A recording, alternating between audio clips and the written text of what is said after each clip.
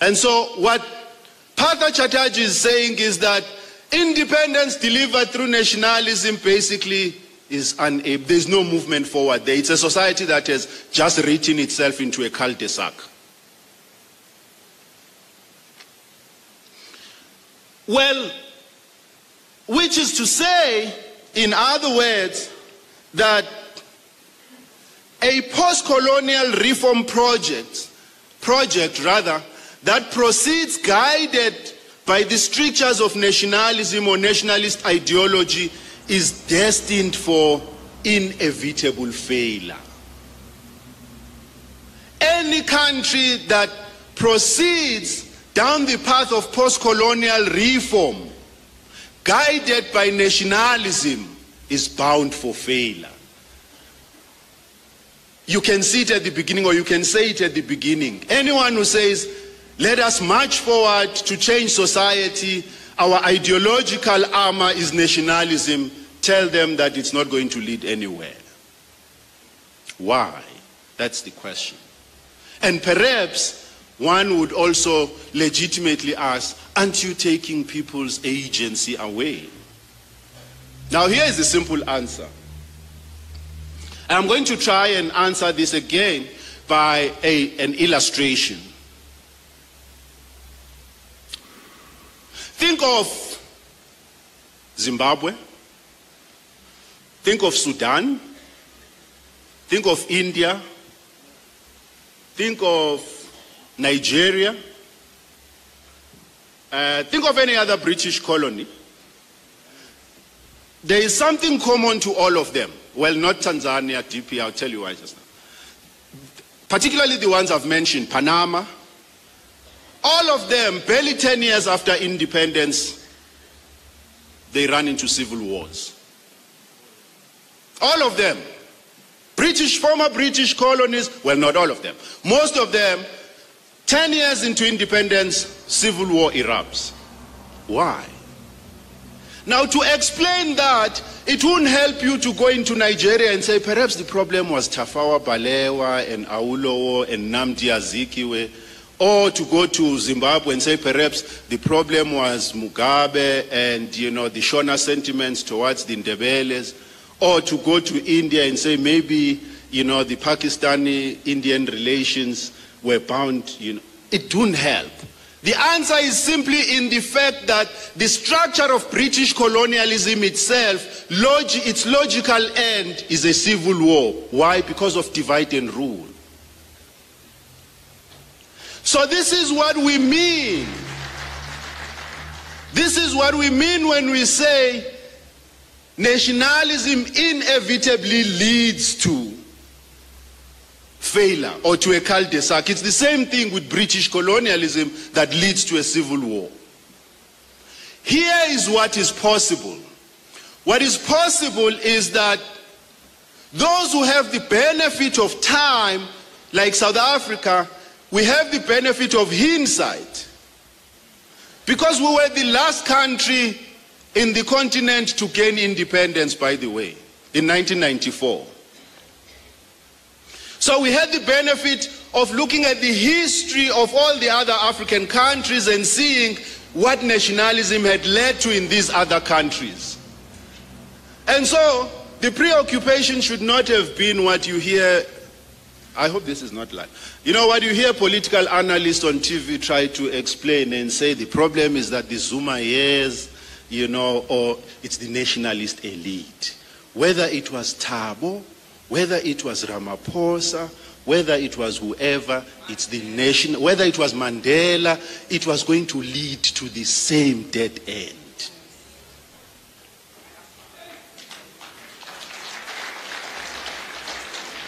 What we did not do, in order not to run into that dead end, we did not take the experience of the post-colonial African states seriously. We were busy with all sorts of mediocre analysis. People telling us about, this problem there, this problem there, this faction in the ANC, that faction in the ANC, those things are immaterial. which, by the way, for the student commander, I suppose it raises a question. In this country, we think that the problem of skill is that we lack doctors, we lack engineers. We simply lack every skill, because if we had properly trained social scientists in South Africa, we should have foreseen this. So the lack of skill is not just in the hard sciences, it runs across. But so that we are not sidetracked, what I was trying to explain is the fact that nationalism necessarily leads to a dead end. And I still owe you an explanation of what are the internal contradictions within nationalism that makes failure or post-colonial failure inevitable. So let us continue. We'll get to that point. So if Fanon is correct, and I think he is correct, the present moment in South Africa, insofar as it represents failure of the liberation project, is perhaps not the failure of the ANC. It is rather the failure of nationalism. It is rather the failure of the ideology of nationalism.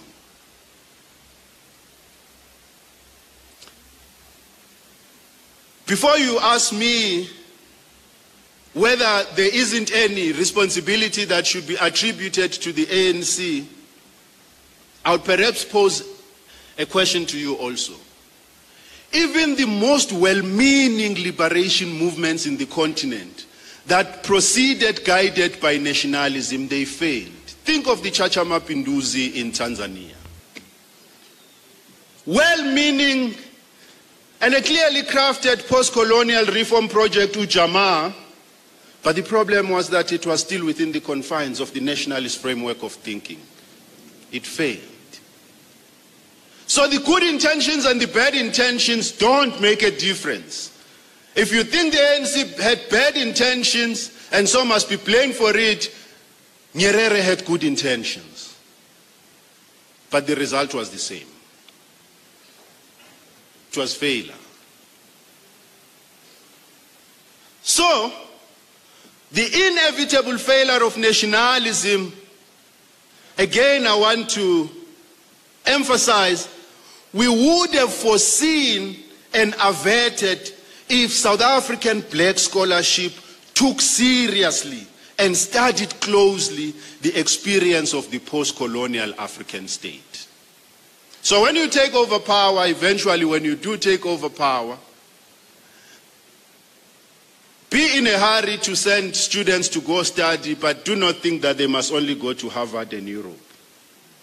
Send them to the continent also, so that they would understand the travails of the post-colonial African state.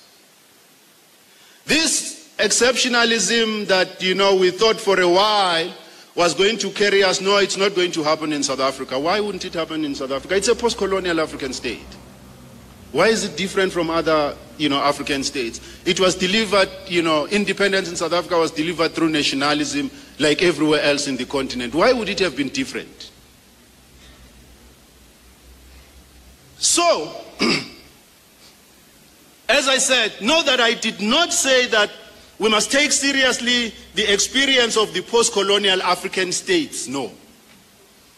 I said we must take seriously the experience of the post-colonial African state, because everywhere in the colonial world, everywhere where independence is delivered through nationalism, and everywhere where post-colonial reform is guided by the strictures of nationalism, it leads to the same end, meaning that you have a prototypical experience of the post-colonial state. Just like Fanon, who took one case as exhaustive of the category, that prototypical case is exhaustive of the features of the category. And so, if you studied the post-colonial African state seriously, you would see that the features are the same everywhere. So how did we, as South Africa, miss this point about the inevitability of failure in any post-colonial reform project that is fashioned and guided by nationalism. I think, Chair, it is because we ignored this most glaring lesson in Fanon's writings. We looked at other things in Fanon, we omitted to read and study closely the lessons that his writings hold for us, particularly his emphasis on the singularity of the post-colonial African experience. We were enamored with the theories of South African exceptionalism.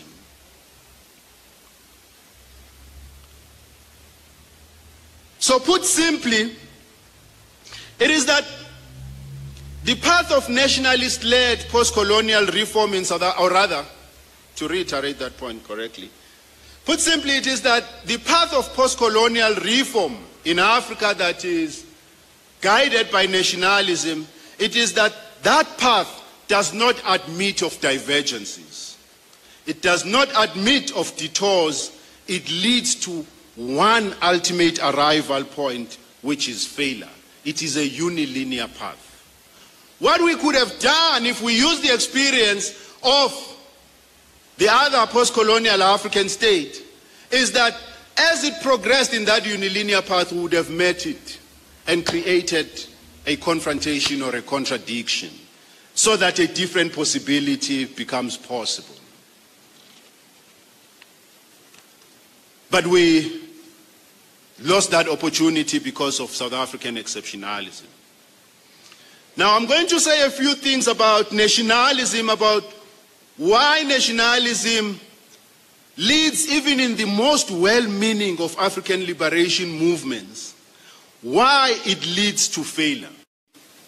And as I said, remember, I went along with Marxists in trying to explain the poverty of the African nationalist elite and the bourgeois in ascribing that poverty to objective material conditions. But I said to a point, we must enrich that analysis by saying that the limits of nationalism do not come to it from outside. They are inherent within nationalism itself. It is precisely those limits that now I want to unravel with a short exposition, Chair, and perhaps try to draw a few political practical implications for the EFF. So let us begin in answering the questions, what are the pitfalls of nationalism, such that it leads to inevitable failure? Now, this is the starting point, very obvious and simple. It is that nationalism has a birth date and a birthplace. Nationalism has a birthplace, and that birthplace is Western Europe. And its birth date is the 18th century. That's its original home.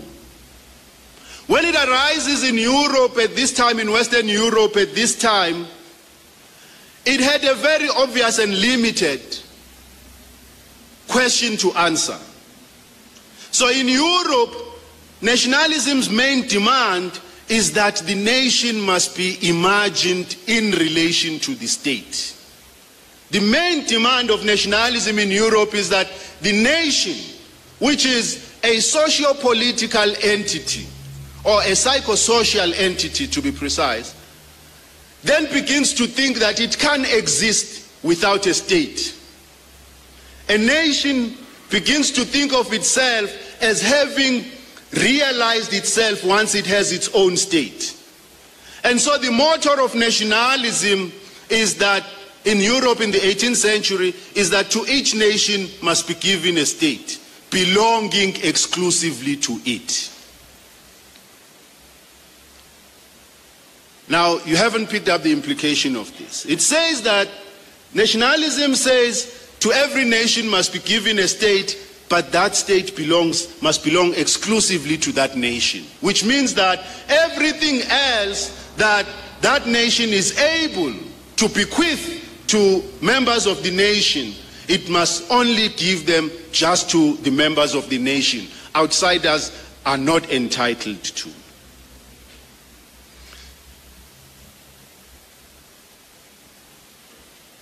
You know, so the claim that to each nation must be given a state, its major achievement was to make the right of self-determination the right of nations. Now let me make obvious what this means. Again, you know, the poverty of self-respecting black intellectuals in this country is very serious. If you look at scholarship on xenophobia, I mean scholarship, I don't mean commentary, public commentary, but scholarship on xenophobia in South Africa, what is called xenophobia, you would see the obvious limitation in it. It is that it wants to suggest that there is something peculiarly South African about the phenomenon. South Africans are xenophobic. As if it's a biological feature. As if you took all South Africans and drew blood from them, you would find a xenophobic gene. There is no South African xenophobic gene. It's a phenomenon of nationalism. In Nigeria, twice, 1973 and 1983, Nigeria passed across the border all Ghanaians.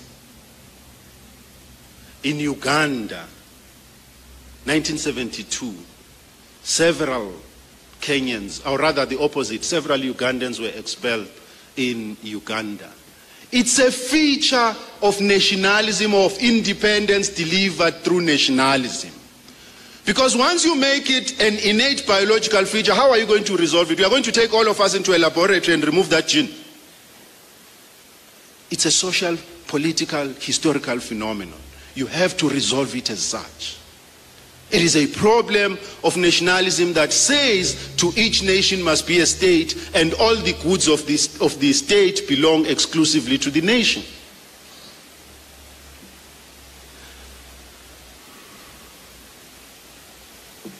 So that we do not get sidetracked, the first point about the limits of nationalism is that in Europe, its object was to, or rather its major achievement was to tie the state to a nation. By the way, a state is a political entity. There is no one who's born in the world titled to a state.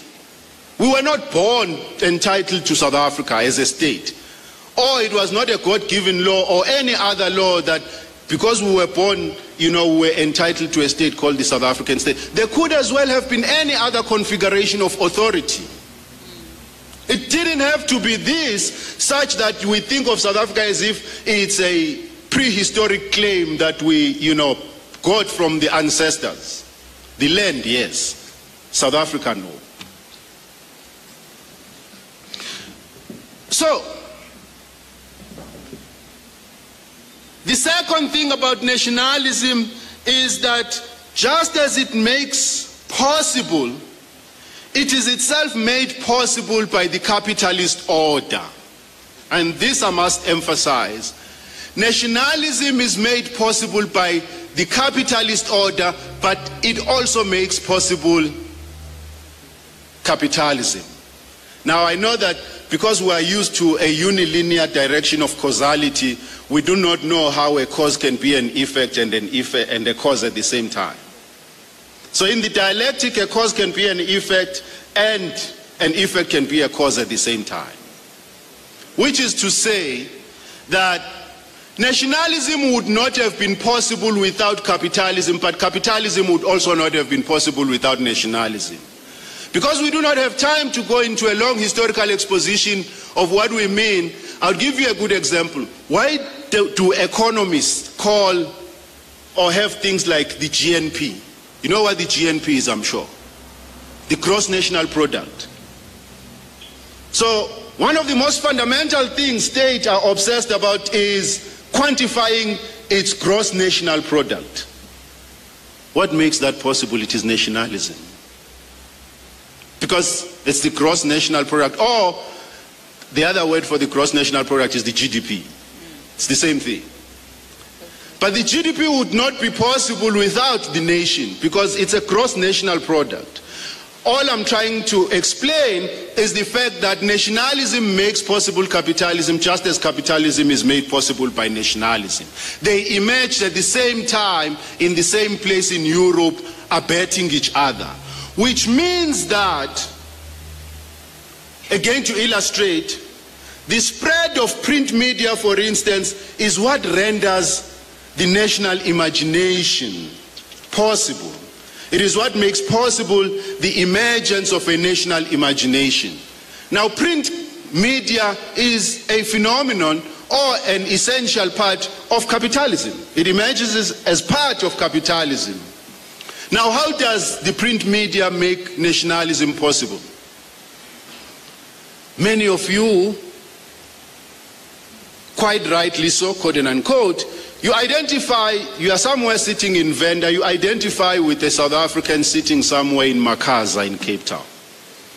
And you think that you belong to the same nation. You might never have met this person. You might never meet this person. You do not know what is this person's name, but you have an affinity for that person because you belong to the same nation. Why? Because media makes it possible for you to encounter the person even if you've never met the person. That's the function of print media first and then the other forms of media. They create a possibility of imagining with a people you've never met that you do not know and think of them as having a national affinity with you. So, on the other hand, as I've tried to illustrate, it is nationalism that makes possible the delimitation of national economies as sites of capital formation and accumulation. This is the importance of nationalism to capitalism. It delimits the first sites for capital formation and accumulation. Now, if you come into, the discussion of capitalism and critique, very late, people tell you that capital is able to move irrespective of the state, and so capital has become global, it doesn't need the state. It's a lie. Capital, irrespective of its ability to move at will, when it fails, it runs to the state. When its interests are threatened anywhere, it runs to the state. It needs the state to protect it. All of a sudden, what was presented as a multinational company, think of Shell. Shell, we think of it as a multinational company. But all of a sudden, when the war broke out between Russia and Ukraine, Shell, by the way, came to AXA, Airports Company South Africa, and said it had received instructions from the headquarters, from home in the Netherlands, that it should not sell jet fuel to Russian airlines. Remember the debacle about a Russian airline that, a Russian plane that was almost stuck at OR Tambo because, it couldn't find jet fuel. All of a sudden, Shell remembered that it had a home. So there's nothing like capital that is untethered. Capital is tethered to a state somewhere. It has just enhanced its capability to move, that's all. Because if you threaten its interests, a country or a particular state will come after you. Whether it's America, whether it's UK, whether it's the Netherlands, a particular country will come after you. All of this I'm saying to demonstrate the point that nationalism was helpful to the growth of capitalism, just as capitalism was helpful to the growth of nationalism. So the logical end of this is that nationalism shares with capitalism the same moral order. Which is to say that the modern capitalist social imaginary is synonymous with the nationalist social imaginary. Don't be confused by the concepts that sound abstract. It's simple. The capitalist social imagination, how capitalists imagine society beyond accumulation. By the way, capitalists have a concept of the whole of society, about its culture, its education, and everything. The capitalist imagination of society is the same imagination of society shared with nationalism. They both share the same modern social imaginary. So what nationalism shares with capitalism is the same idea of the modern and political organization of society. They share the same model of society. They both subscribe to the same model of the modern society. And so all nationalists, whether consciously or unconsciously, and this is very important because you encounter nationalists who want to suggest that they are not liberal capitalists. What they don't realize is that by agreeing to be nationalists, they've already agreed to be liberal capitalists. This is the contradiction inherent within nationalism. So you can see the ANC's attempt to say, no, we are not, a capitalist or liberal, modern capitalist. But something keeps drawing them back to it. It is that the logic of nationalism somewhere whispers to them and say, but you had already agreed to be nationalist. When you agreed to be nationalist, you also agreed to the modern social capitalist organization of society. You might not have known at that time, but that's the reality. That's the reality of nationalism. That's why we say there are things called structural positions, where material structural conditions determine, despite your will. I'm sure there are many people in the ANC who hate the liberal trajectory of the ANC, but they can't help it. It's a nationalist movement. It has to go back to its roots. So this is the paradigmatic model or version of nationalism that is tied to capitalism, but something more than capitalism. I don't want us to think of nationalism as being tied to capitalism just as a mode of production. It is tied to capitalism. Rather, it's not tied to the capitalist forces of production. It's tied to capitalism as something larger than the forces of production, as including its culture, as including its everyday sensibilities, as including its modern liberal sensibilities. So this is the paradigmatic model of nationalism that is tied in the hip to capitalism that gets exported to Africa, and it gets imported wholesale to Africa by the nationalist movements. So in Africa, or in the colonial world generally, nationalism is not authentic. It is a derivative discourse.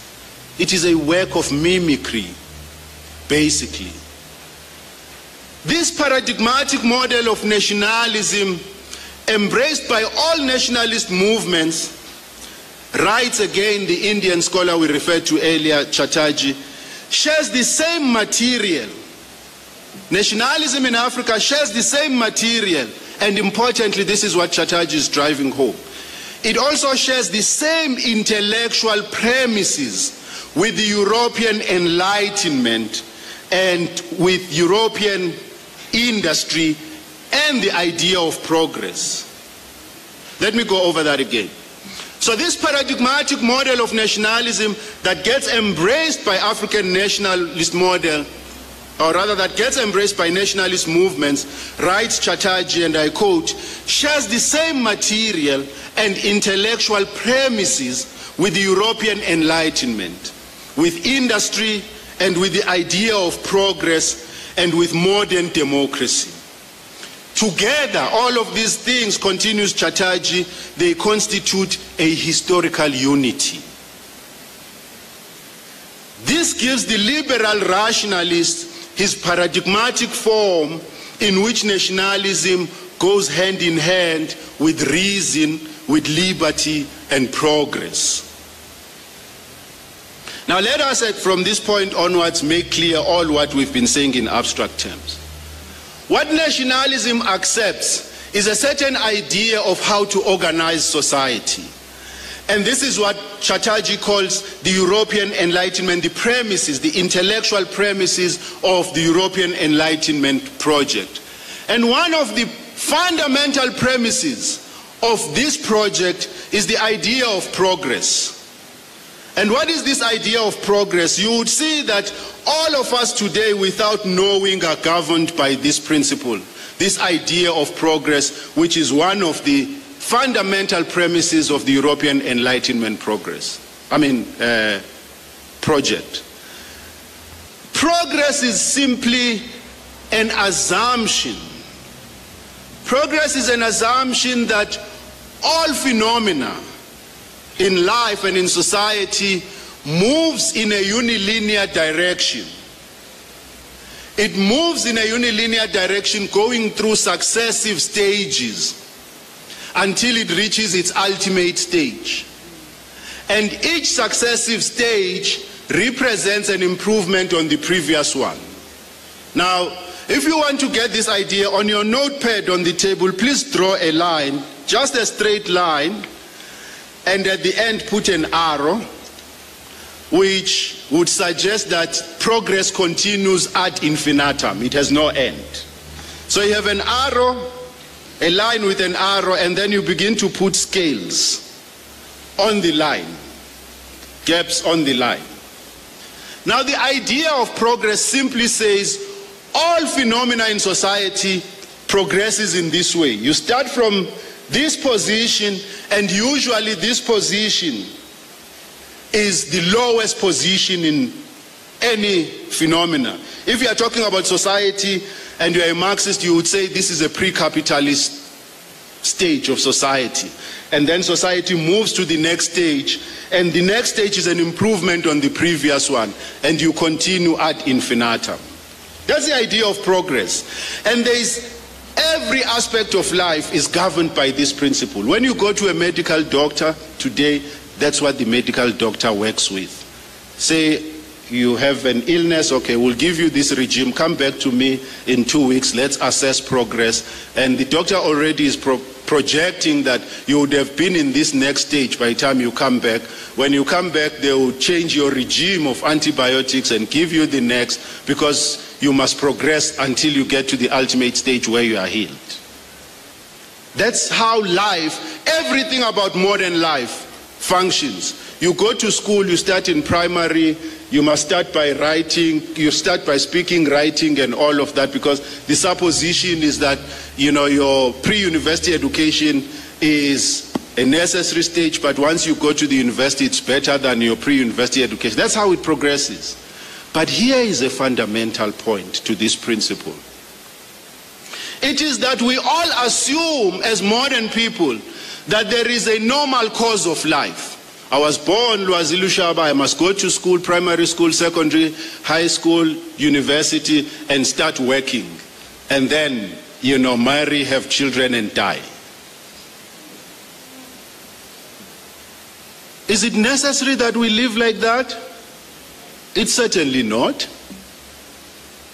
I may decide that I do not need to go to the university and start working after a few years.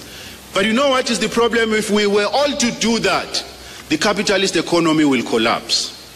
Because if you stay longer in the university and not at the age 25, 26, start working, actuarial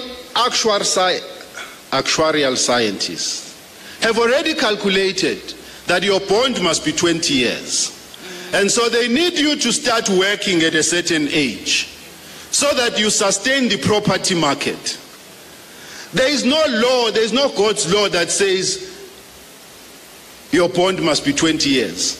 It was the actuarial sciences that set and calculated, in order for capitalism to work, we must make it 20 years so that these people are bonded to us for 20 years, which means that they are going to remain in productive work or in salaried work for this long period of time. But in order for this to function, they must also enter the market at this age, because we need them to finish their bond at 50, 55, because they've become a health risk beyond that. So, the idea of progress is not an idle thing, it is what organizes this idea of society.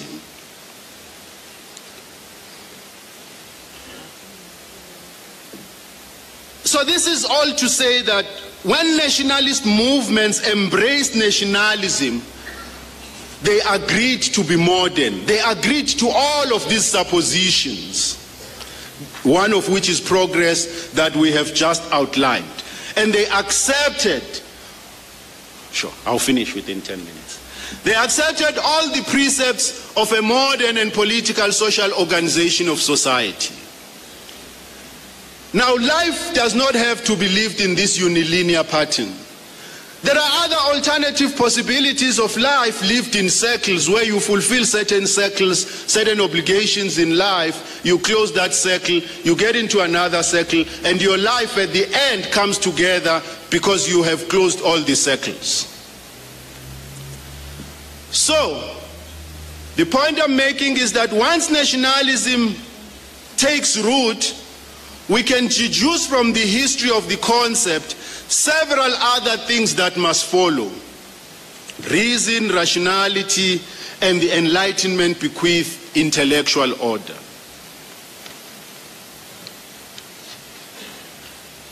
So the point not to lose sight of is that nationalism, as I've said, is inextricably tied to the modern objective, rational, scientific consciousness. And this modern, objective, rational, scientific consciousness was bequeathed to us by the Enlightenment order. So to be a nationalist inevitably is to subscribe to this modern, objective, scientific consciousness as the only way in which the world can be known and the only way in which the world can be made sense of and habited. Now what this means is, again, another assumptions we live with today, which is that the supposition is that you must be able to explain rationally all of your actions in life. And so the supposition is that when you live here, you must be able to explain to anyone back home who asks you, why did you go to the plenum? The supposition is that a modern rational person must be able to explain rationally all his or her actions. Now here is the problem with rationality. It is difficult to constitute collective rationality. Rationality is always individual. You must proffer your own individual reasons why it made sense for you to come here. If you said to anyone, it was important for us to fairly sit together as black people, then they would say to you, so you went all the way, spent all your time just to fairly sit with other black people? It's not an objective, rational explanation. And so there are certain things that are precluded in our lives by nationalism already, or by the modern objective rational order. As I've said, the idea of progress is at the center, which assumes that all societies, the idea of progress is that all societies, with Europe at the forefront, that's important, move in a certain, or in their historical development, they move through successive stages, with the more recent or immediate stage representing progress or an improvement on the previous one, and they are chasing the ultimate stage. Europe leading, of course, when we say Europe, we don't mean Europe in the physical sense. Now we mean the West and all its culture and, its science. Now if you go back to your arrow, to that unilinear line, remember at the end of it, we put an arrow which is to suggest that progress has no end. Now if Europe is leading the way through those successive stages, once you agree to that model of development, what we are suggesting is that Europe or the West will forever be your lodestar.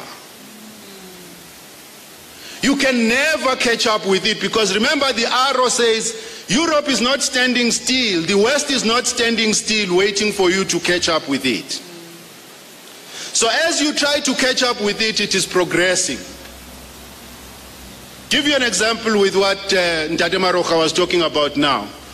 Europe has developed enough capital formation, but enough scientific skill and expertise within itself, or the West, in order to transition from fossil fuel into renewable energy. It has enough expertise, it has enough capital to do so.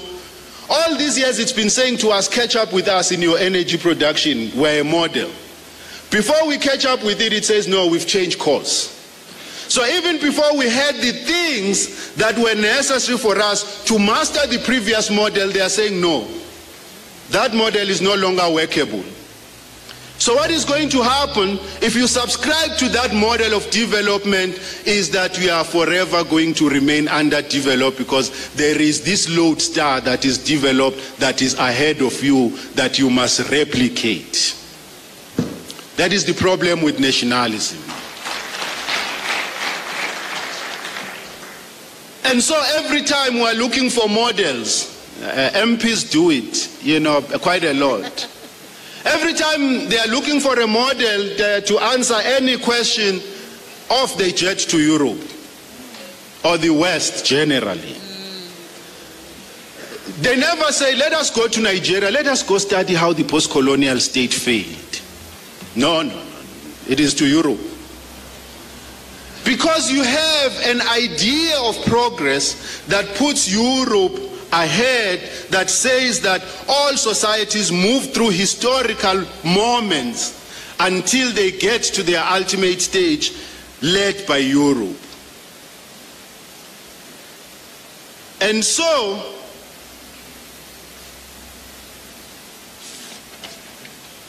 to hasten to the end, Chair, and so the point is that the idea that societies with Europe at the forefront move in their historical development through successive stages with the more recent epoch or immediate stage representing an improvement on an earlier one, means that for African societies that subscribe to nationalism, they are going to remain perennial students. We are forever going to be learning because we must replicate an example that has been set, for us. So this is how we ended up with the idea of modernization, because nationalists said all societies move through this unilinear progression. And by the way, here is a point that I must emphasize, which might sound painful to hear. It is that both liberals or capitalists and Marxists alike subscribe to the idea of progress. Both of them with equal conviction, they subscribe to the idea of progress. The example is always ahead of us, it's Europe. For the liberals, it's Western Europe. For Marxists, it's Russia or the socialist, East. In what sense? Marxists say that all societies move through different historical epochs. They start by being agrarian societies or pre-agrarian societies, they become agrarian societies, and then they become capitalist societies or modern industrial capitalist societies, and then from there transition, to the ultimate stage, which is socialism. They draw the same line. They plot in that line those moments of progression. Now the problem with that is that you rob us a possibility of asking a question. What is our desired ultimate stage? You foreclose the possibility of African societies deciding for themselves what is going to be their ultimate stage, because you then come and become doctrinaire and say a proper Marxist understand that, it is the proletariat that will lead us to the next stage.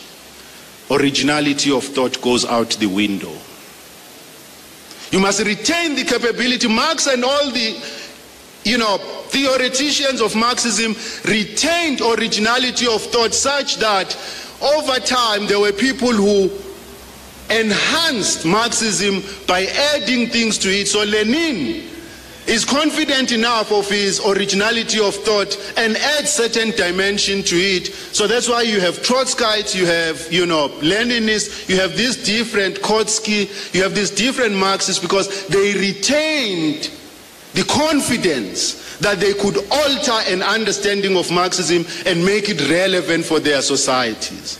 Now the problem we have in the continent is that we are robbed of that possibility. Now,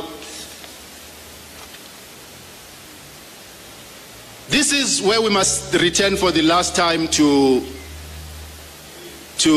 nationalism and make the point that nationalism shares with capitalism the same moral order.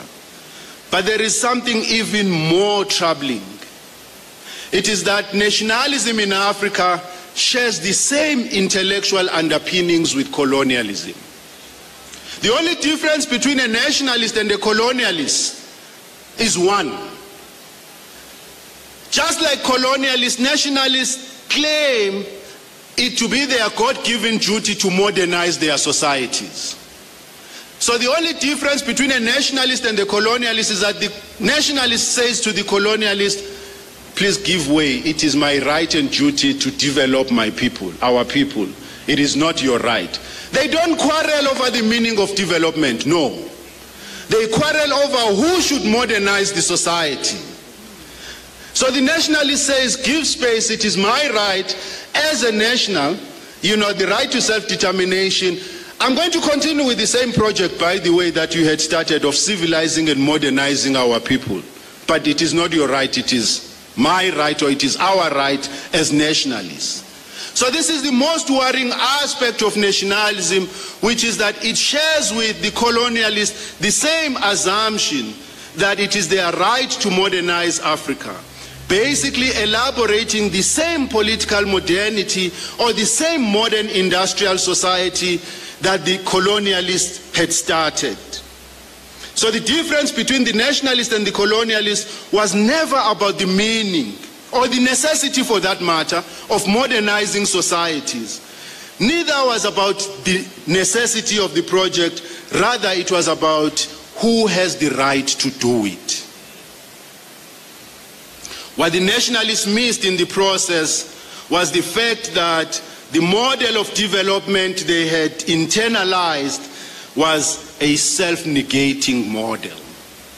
The logic of modern development does not allow a universalization of Western development, or rather it does not allow a universalization of development. You know why?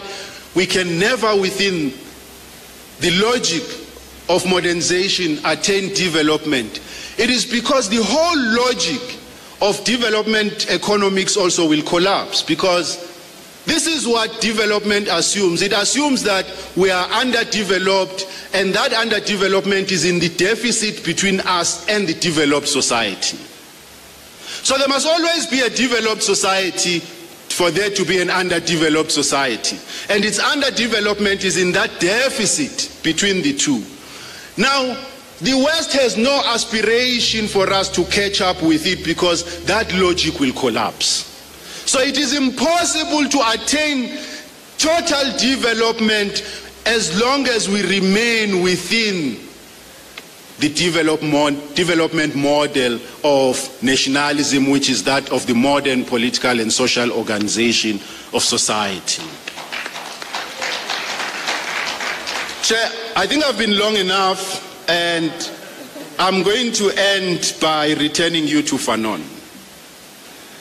And Fanon, in The Wretched of the Earth, 1963, had actually recognized all what I'm trying to say. In 1963, when most nationalist movements had supplanted colonialists in power, one get a sense that Fanon had already known, as we said, what was going to happen. And this is what Fanon said in 1963, and we missed it, and hence we ended up in this moment of failure. And I quote,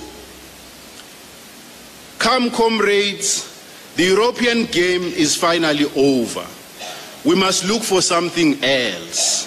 We must learn, we can do anything today, provided we do not ape Europe, provided we are not obsessed with catching up with Europe.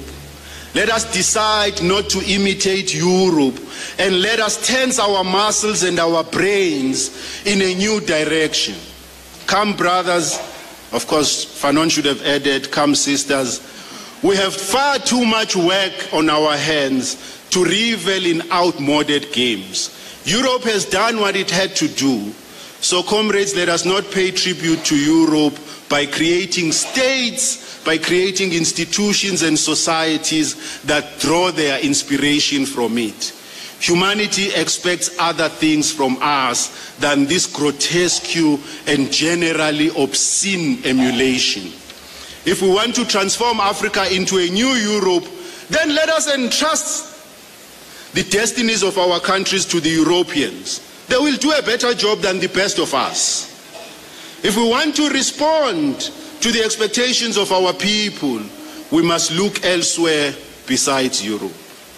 End of quote. Thank you very much.